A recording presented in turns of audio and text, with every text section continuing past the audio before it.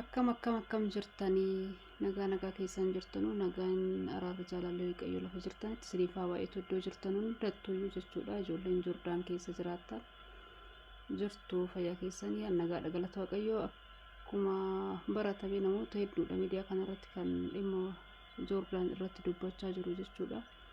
Sagalee waliif haa taanu, afaan beeknuun haala dandeettuun miidiyaa itti fayyadamnu hundarrattuyyuu sagalee waliif haa taanu.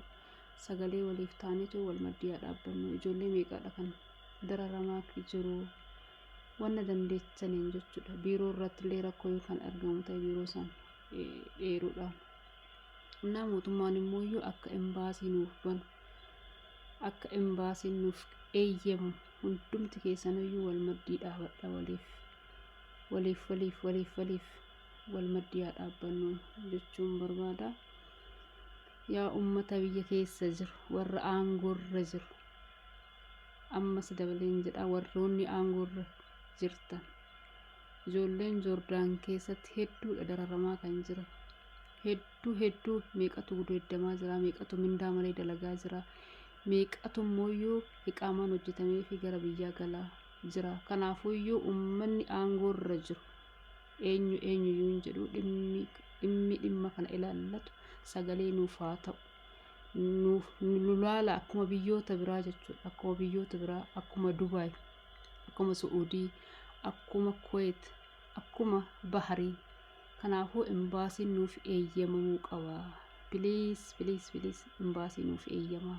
Ijoolleen asitti rakkachaa jiru hedduudha. Biyya kanatti iqaamaan kan hojjetamu waggaadhaan waan ta'eef ijoolleen iqaamaan odoon hojjetaniif waggaa 4, waggaa 5, waggaa 6, waggaa 3 hojjetan. Gara biyyaa galuudhaaf yoo isaan itti dubbatan iqaamaan sun qarshii guddaa waan ta'eef iqaamaa san hojjisiisurra biirootti isaan deebisanii biiroon immoo deebiseetoo mana biraatti ijoollee gurgurachaa jira. Yeroo biyyaa baanu akkuma ijoollee gara biraa deemanii dalagatan foormiin nu kennameet foormii hunda guunnee guca guutamuu qabu hunda guunneeti kan biyyaa baane. Embaasiin hin jira jennee baane. Embaasiin garuu asii miti kan jiru. Embaasiin kan Joordaan keessa osoo hin ta'e kan jiraatu eessa Abudaabiidha.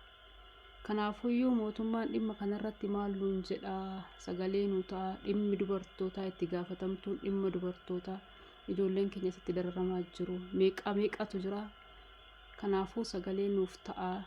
Embaasiin nuuf eeyyamu. Mootummaan of duuba garagaree mee ijoollee Joordaan keessa jiran nuti ijoolleen Joordaan keessa jiru zeegaa Itoophiyaa miti moo maaliif wanni biyya biraatiif eeyyamamu biyya kanaaf maaf nu eeyyamu yookaan immoo mootummaan maaliif biyya kana akka deemamuuf balbala bana. Xiyyaaruma Itoophiyaati kan biyya kana fidaa jiru. Ijoolleen akkanatti dhangala'ee gara Joordaan dhufaa jiru kun asitti biiroo kan waan dhimma biraatiif miti kan hojjechuu dhufan kan beekamu ifaadha. Karaa ifaanittinis haa ta'u, karaa sobaatinis haa ta'u, karaa maaliitiiniyyuu haa ta'u mootummaa ifa jiru manuma madaamii dalaguu dhufan uummanni asitti dhufu kun jechuudha. Kanaafuu yookaan mootummaan hin cufne yookaan immoo seera nuuf hin goone dhimma kanarratti dhimma